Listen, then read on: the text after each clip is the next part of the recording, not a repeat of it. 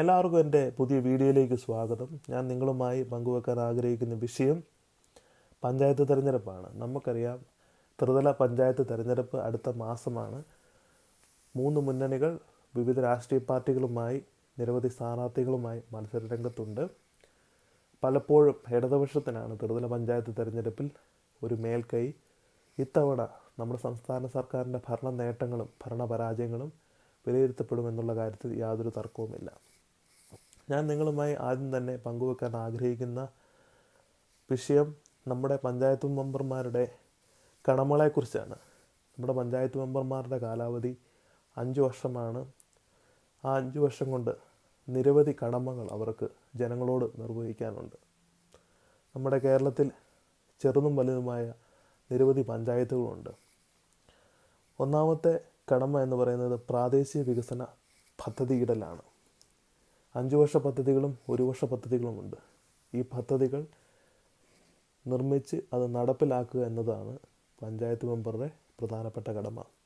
റോഡുകൾ, കുടിവെള്ളം, ആരോഗ്യ കേന്ദ്രങ്ങൾ, സ്കൂളുകൾ എന്നിവയുമായി ബന്ധപ്പെട്ട പ്രാദേശിക ആവശ്യങ്ങൾ നിറവേറ്റുന്നതും ഒരു പഞ്ചായത്ത് മെമ്പറിൻ്റെ അധികാര പരിധിയിൽ വരുന്നതാണ്.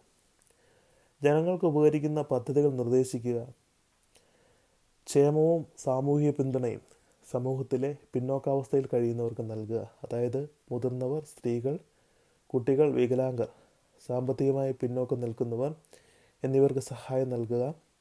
പെൻഷൻ, റേഷൻ കാർഡ് തുടങ്ങിയ സഹായങ്ങൾ അർഹരായവർക്ക് നൽകുക. ഇതും പഞ്ചായത്ത് മെമ്പറുടെ ഒരു കടമയാണ്. അടിസ്ഥാന സൗകര്യ വികസനങ്ങൾ, പൊതുജന സേവനങ്ങൾ, റോഡ് പരിപാലനം, സ്ട്രീറ്റ് ലൈറ്റുകൾ, കുടിവെള്ള സൗകര്യം, മാലിന്യ സംസ്കരണം, പൊതു ശൗചാലയങ്ങൾ, കളിസ്ഥലങ്ങൾ, പാർക്കുകൾ എന്നിവ നിർമ്മിച്ച് ജനങ്ങൾക്ക് കൊടുക്കുക. നിലവിൽ ഇത്തരം ഫെസിലിറ്റികൾ എവിടെയെങ്കിലും ഉണ്ടെങ്കിൽ, അതിനെന്തെങ്കിലും പ്രശ്നങ്ങളുമുണ്ടെങ്കിൽ അത് പരിഹരിക്കേണ്ടതും പഞ്ചായത്ത് മെമ്പറുടെ നേതൃത്വത്തിലാണ്. ആരോഗ്യം, ശുചിത്വം ഇവയാണ് മറ്റ് 2 മേഖലകൾ. വൃത്തിയാക്കൽ പ്രവർത്തനങ്ങൾ, കുടിവെള്ളത്തിൻ്റെ ഗുണനിലവാരം, മാലിന്യ നിർമ്മാർജ്ജനം ഇവയെല്ലാം പഞ്ചായത്ത് മെമ്പറുടെ നേതൃത്വത്തിൽ നടക്കേണ്ടതാണ്. സ്കൂളുകൾ, അംഗൻവാടി, ലൈബ്രറികൾ എന്നിവർക്ക് പിന്തുണ നൽകുക. ഉച്ചഭക്ഷണം, സാംസ്കാരിക രംഗം, യുവജനക്ഷേമം എന്നിവ പ്രത്യേകം പ്രോത്സാഹിപ്പിക്കുക. ഇതും പഞ്ചായത്ത് മെമ്പറുടെയൊക്കെ റെസ്പോൺസിബിലിറ്റീസാണ്. പഞ്ചായത്ത് യോഗങ്ങളിൽ പങ്കെടുക്കുക, തീരുമാനങ്ങളിൽ പങ്കാളിയാകുക. പൊതുവിഭാഗങ്ങളുടെ ധനസഹായം അത് സുതാര്യവും മാതൃകാപരവുമായിരിക്കണം. ജനങ്ങളുടെ പരാതികൾ കേൾക്കുക, പരിഹാരങ്ങൾ കണ്ടെത്തുക, സമാധാനപരവും നിയമാനുസൃതവുമായ അന്തരീക്ഷം ഉറപ്പാക്കുക. ഇതെല്ലാം പഞ്ചായത്ത് മെമ്പറുടെ അധികാര ശ്രേണിയിൽപ്പെടുന്നതാണ്. ഇനി ഒരു ദുരന്തം ഉണ്ടായാൽ, ഉദാഹരണത്തിന് പ്രളയം, മണ്ണിടിച്ചിൽ, സാംക്രമിക രോഗങ്ങൾ പകരുക, ഈ അവസ്ഥയുണ്ടായാൽ തീർച്ചയായിട്ടും പഞ്ചായത്ത് മെമ്പർ എത്രയും പെട്ടെന്ന് സഹായങ്ങൾ നൽകുകയും അവിടുത്തെ പ്രവർത്തനങ്ങൾ ഏകീകരിക്കുകയും ചെയ്യണം. പരിസ്ഥിതി സംരക്ഷണമാണ് മറ്റൊരു ചുമതല. കുളങ്ങൾ, പൊതുസ്ഥലങ്ങൾ, മരങ്ങൾ, പ്രകൃതി വിഭവങ്ങൾ, വനം എന്നിവ സംരക്ഷിക്കേണ്ടതും പഞ്ചായത്ത് മെമ്പറുടെ അതുപോലെ തന്നെ പഞ്ചായത്തിൻ്റെയും ചുമതലയാണ്. നിരവധി സർട്ടിഫിക്കറ്റുകളും നിരവധി രേഖകളും നമുക്ക് പഞ്ചായത്തിൽ നിന്ന് ലഭിക്കേണ്ടതുണ്ട്. ഉദാഹരണം ബിൽഡിംഗ് സർട്ടിഫിക്കറ്റ്, ജനന മരണ രജിസ്ട്രേഷൻ, BPL ലിസ്റ്റ്, ഇതൊക്കെ ജനങ്ങൾക്ക് ലഭിക്കുന്നതിന് വേണ്ടി അതിനുള്ള സഹായങ്ങൾ ചെയ്തു കൊടുക്കേണ്ടതും പഞ്ചായത്ത് മെമ്പർമാരുടെ ചുമതലയാണ്. ഇനി അവസാനമായി, ജനങ്ങളെ പ്രതിനിധീകരിച്ചാണ് ഒരു പഞ്ചായത്ത് മെമ്പർ. അതുകൊണ്ട് അവരുടെ ആവശ്യങ്ങൾ എന്താണെന്ന് മനസ്സിലാക്കുകയും അതിന് പരിഹാരം നിർദ്ദേശിക്കുകയും ആവശ്യമായ സഹായങ്ങൾ ചെയ്തു കൊടുക്കേണ്ടതും ഒരു പഞ്ചായത്ത് മെമ്പറുടെ ചുമതലയാണ്. പക്ഷേ ഞാൻ ഈ അടുത്തിടെയായി കാണുന്ന ഒരു പ്രത്യേകതയുണ്ട്.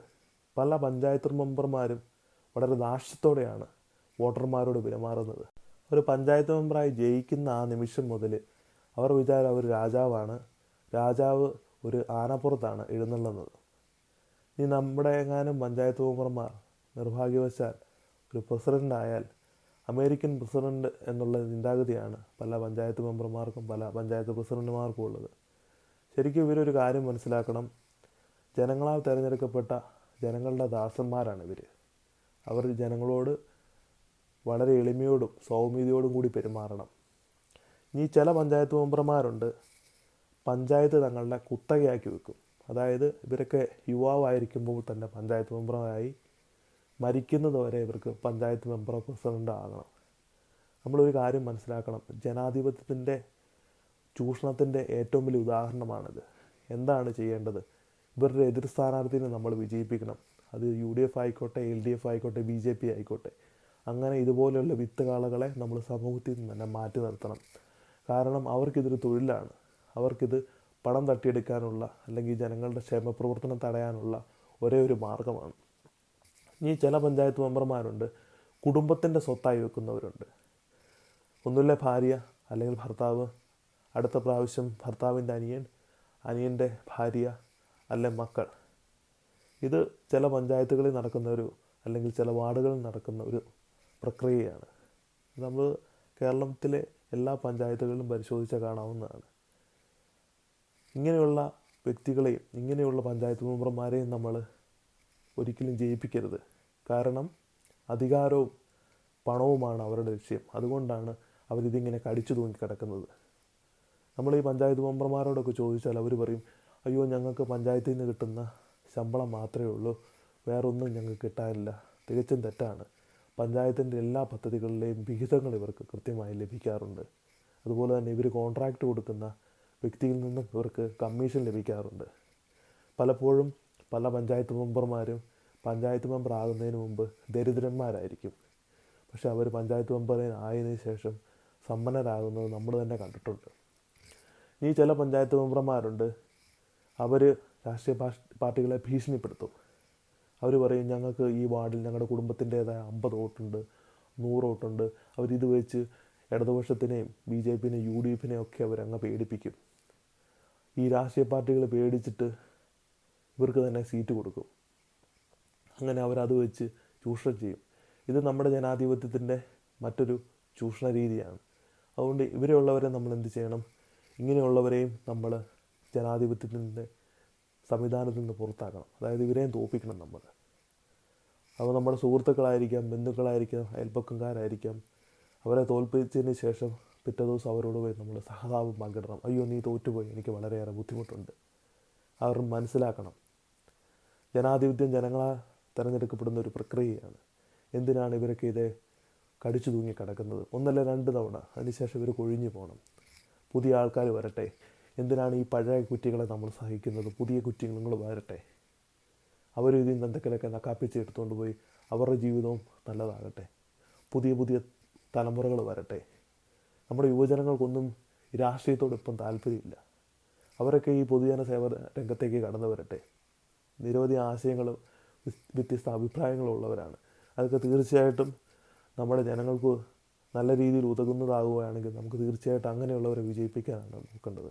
അല്ലാതെ ഈ പഴയ കുറ്റികളെ വിജയിപ്പിച്ച് അവരെ വീണ്ടും വീണ്ടും സമ്പന്നരാക്കേണ്ട ഒരാവശ്യവും നമ്മുടെ സമൂഹത്തിനില്ല. ഇതൊരു പഞ്ചായത്തിൻ്റെ അവസ്ഥയല്ല ഞാൻ പറയുന്നത്. തിരുവനന്തപുരം മുതൽ കാസർഗോഡ് വരെ മിക്ക പഞ്ചായത്തുകളും മിക്ക വാർഡുകളിലുള്ള പ്രത്യേകതയാണ്. ചിലരുടെ കുത്തക സീറ്റ്, ചില കുടുംബത്തിൻ്റെ കുത്തക സീറ്റ്, അല്ലെങ്കിൽ ചില വ്യക്തികളുടെ കുത്തക സീറ്റ്. അവരൊഴിഞ്ഞു പോകത്തില്ല. അവരിങ്ങനെ നിരന്തരം ഭീഷണി മുഴക്കുകയും അതുപോലെ തന്നെ റിബൽ സ്ഥാനാർത്ഥികളാകും എന്ന് പറഞ്ഞ് എല്ലാവരെയും പേടിപ്പിക്കും. അങ്ങനെയുള്ളവരെ ഒഴിവാക്കുക. അവർ റിബൽ സ്ഥാനാർത്ഥിയെ മത്സരിച്ച് ജയിക്കാൻ പറ്റുമെങ്കിൽ ജയിക്കട്ടെ, നമ്മുടെ ദുർവിധി എന്ന് പറഞ്ഞാൽ മതി. അല്ലാതെ നമ്മുടെ സിസ്റ്റത്തെ ഇതുപോലെ നമ്മൾ സ്പോയിൽ ചെയ്യാൻ അനുവദിക്കരുത്. കാരണം ഇതൊരു കൃത്യമായ പദ്ധതിയോടുകൂടി പണ്ട് വിഭാവനം ചെയ്തതാണ് ഈ പഞ്ചായത്ത് തിരഞ്ഞെടുപ്പുകളും. ജനങ്ങളിലേക്ക് ജനാധിപത്യം ഏറ്റവും താഴെത്തട്ടിലേക്ക് ചെല്ലുന്ന ഒരു പ്രക്രിയയാണ്. തീർച്ചയായിട്ടും നല്ലത് മാത്രമേ ഉള്ളൂ നമ്മുടെ ജനങ്ങൾക്ക് ലഭിക്കാവുള്ളൂ. അല്ലാതെ ജനങ്ങളുടെ പേരിൽ ജനങ്ങളെ ചൂഷണം ചെയ്ത് ജനങ്ങൾക്ക് ലഭിക്കേണ്ട പണവും സൗകര്യങ്ങളും കൊണ്ടുപോകാൻ ഇതുപോലെയുള്ള വിത്തുകാളകളെ നമ്മൾ സമ്മതിപ്പിക്കരുത്. അതുകൊണ്ട് തീർച്ചയായിട്ടും ഇടതുപക്ഷമാകട്ടെ, UDF ആകട്ടെ, BJP ആകട്ടെ, ഇതുപോലെയുള്ള പൊതുശല്യങ്ങൾ ഒഴിവാക്കണം. യുവാക്കളെ നിങ്ങൾ തിരഞ്ഞെടുക്കുക. മുമ്പ് മത്സരിച്ചിട്ടില്ലാത്തവരെ നിങ്ങൾ തിരഞ്ഞെടുക്കുക. അതിപ്പോൾ ഏത് പാർട്ടിയിലായിക്കോട്ടെ, ജനങ്ങൾ ഉപയോഗിക്കുക. നമ്മുടെ പഞ്ചായത്തിനും നമ്മുടെ വാർഡിനും പ്രയോജനമുള്ളതാണോ? അവൻ കൊണ്ടെന്തെങ്കിലും വികസനം ഉണ്ടാകുമോ? അങ്ങനെയാണെങ്കിൽ അവനെ വീണ്ടും ഒന്ന് മത്സരിപ്പിച്ച് ജയിപ്പിക്കുക. അല്ലാതെ ഇതുപോലെയുള്ള പണഭ്രാന്തന്മാരെയോ അധികാരഭ്രാന്തന്മാരെ നമ്മൾ ഒരിക്കലും വിജയിപ്പിക്കരുത്. എല്ലാ വാർഡിലെ ജനങ്ങൾക്കും മികച്ച ഒരു പഞ്ചായത്ത് മെമ്പറെ ലഭിക്കട്ടെ എന്ന് ആശംസിച്ചുകൊണ്ട് നിർത്തുന്നു. നന്ദി, നമസ്കാരം.